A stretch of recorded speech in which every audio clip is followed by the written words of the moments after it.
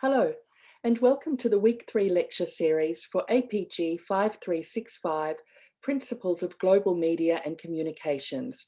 I'm your unit coordinator, Dr. Karon Dan.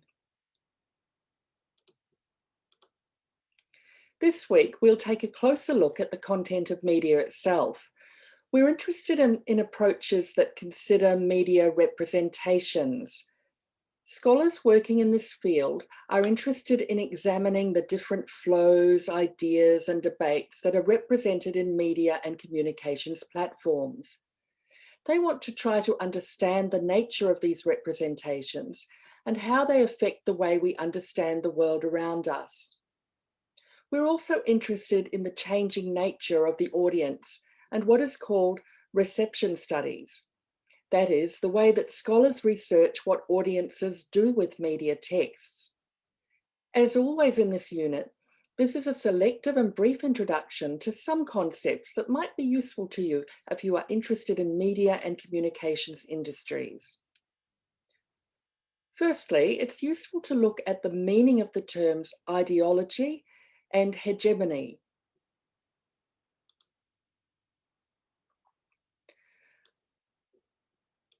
Ideology, sometimes pronounced ideology, refers to the ideas, values, beliefs, perceptions, and behaviours that are learnt in culturally specific ways which shape our understanding of ourselves, of other people, and the world. Usually, when we talk about ideology in communications and media studies, we're referring to the ideas that are linked to one particular group, usually the dominant group, within a particular society, which overpower the ideas of others. The renowned British Jamaican sociologist Stuart Hall, who lived from 1932 to 2014 and is pictured on the slide, defines ideology as, and I'm quoting, the mental frameworks, the languages, the concepts, categories, imagery of thought, and the systems of representation which different classes and social groups deploy in order to make sense of, define, figure out, and render intelligible the way society works.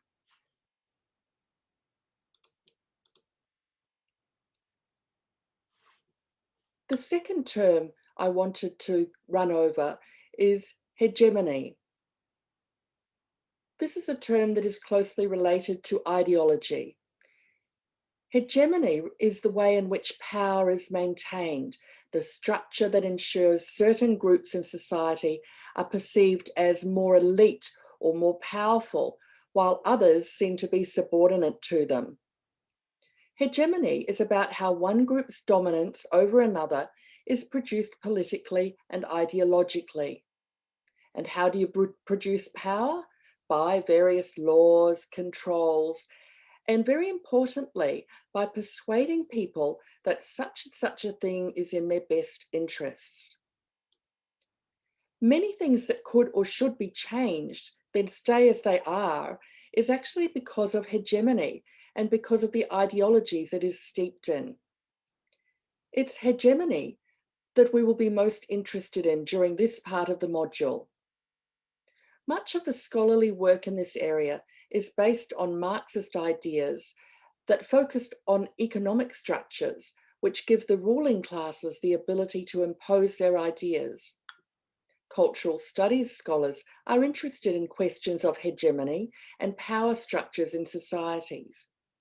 In connection with that, they look at how representations are tied to structures of power and hierarchy. Many of you will have heard of Karl Marx, the German philosopher and journalist in the mid to late 19th century. Marx's theory is most associated with materialism, that what drives history is dependent on the economics of people's lives. Marx's theory is still a very important influence on scholars in communications and media studies. Marx observed that the subordinate classes, the workers, formed a much bigger group than the ruling classes. He also observed, though, that despite having the numbers, they would not it would be very difficult for them to overtake the ruling classes. And he said the reason that they didn't beat out the ruling classes was because of ideology. Remember that ideology becomes what people believe is the natural or right way society works. Marx influenced many other philosophers, writers, and revolutionaries, and continues to do so. A notable one was Antonio Gramsci, an Italian Marxist and member of the Communist Party in Italy at a time when fascism was the dominant political system in the 1920s and 30s in Italy. So because Gramsci went against that dominant thought and that ideology, he got into big trouble and he was sent to prison from 1926 to 1934. When he was let out of prison, his health was so poor that he died just 3 years later at the age of only 46.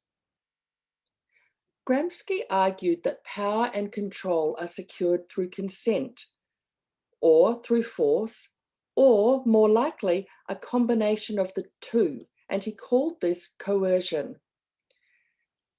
So if you think of some of the world's most infamous dictators in history, Hitler, Mussolini, who was the Italian dictator through World War II, and more recently, Gaddafi of Libya, who died in 2011, they didn't merely wield great power by force. All of them were exceptionally popular with a large proportion of their people, so actually had the support of their people. And Gramsci argues that if they don't have this support, then they cannot wield the power that they do. Anyway, Gramsci developed a theory of cultural hegemony. This is the way that capitalist states, such as Australia and the US, use cultural institutions to maintain the power of the status quo. One of these cultural institutions is, of course, the media. Gramsci's notion of hegemony suggests that ruling groups in democratic societies seek to establish consent among the population to their particular worldview. These hegemonies must be maintained to ensure they remain in place. In order to maintain those power structures, they make use of certain key institutions, including those of media and communications. They argue then that rather than using force, there is a subtler way of maintaining consensus, and that is through the shaping of everyday belief systems or ideologies. Have you heard the idea that something is just common sense, or that everyone knows such and such a thing? Some people say is often what broadcast journalists use. They are things that are taken for granted as true because everyone else seems to believe them. This sort of thinking relies on basic assumptions. As Gramsci wrote, these basic assumptions are used by society's ruling groups to shape society. If something is assumed to be true by everyone, the majority of people won't question it, the thinking goes. Or if they do question it, they do so in private and take it no further.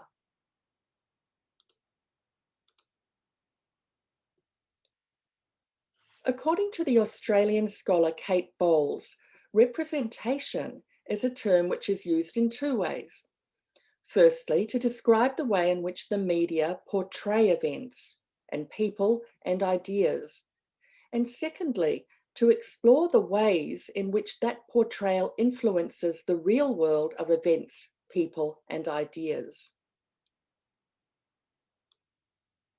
Another scholar, Shani Orgad, a professor of media and communications at the London School of Economics, says representations are images, descriptions, explanations, and frames for understanding ways in which the world works. Media representations, then, can be found in all the content that circulates in media and communications spaces.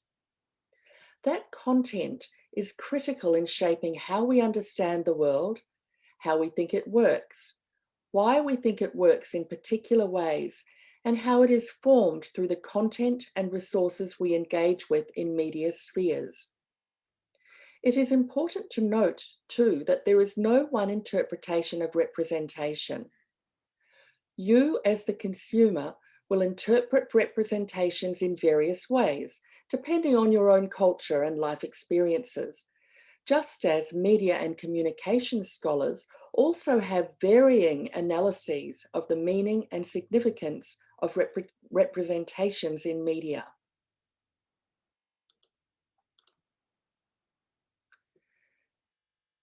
The site of ongoing consensus making is culture, part of which, of course, are the arenas of media and communications, where this circulation of representation takes place. These representations form our ideas of what the world around us is. This is what can be described as the hegemonic struggle, the media as a key site in which representations maintain hegemony.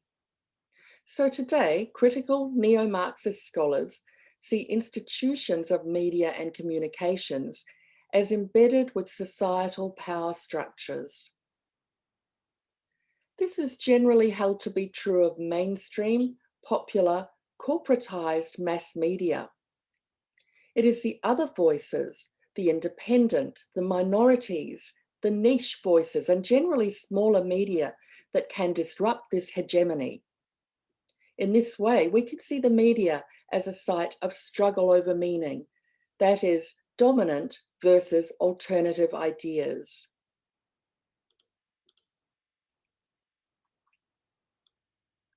Scholars such as Orgad are more interested in trying to understand the power of media representations. What exactly do these representations provide us, and why do they have such a powerful role in our societies? Bowles notes that anyone who works in the field of media and communications, as many of you will do, or perhaps you are already working in this area, but all of these people are in a position in which they constantly need to think about representation. This is because the way people and things are portrayed in media is in a relationship with what is called reality, but not actually the reality. Representation in media is based on selection. To quote Bowles, a system of choices that are based on values that are able to be contested, enabling one representation to be judged as doing a better job than another. But we can ask ourselves, who gets to make this selection and why? What might their own biases be and how might that affect their choice? Because of the importance of media in society, we can see that representations are embedded in relations of power, connected with ideologies and the hegemony that runs societies and maintains the status quo. Bowles says there is always opportunity to overturn potentially harmful representations, but those representations have to be identified and we have to work to find and legitimize other representations. But this is difficult, as Orgad says, because the way in which issues, identities, events, and information are represented in the media and communication platforms can result in certain ways of thinking about issues, thinking about identities and groups, and these are given greater prominence than other ways. So in this way, we form particular views based on which perspectives are given more prominence, even if we don't recognize that we're doing this at the time. Therefore, those that are given less prominence are likely to not be heard or to only be heard peripherally. This is what Orgad refers to as boundary work, in which she argues that media representations are symbolic productions of difference, of binary oppositions and stereotyping.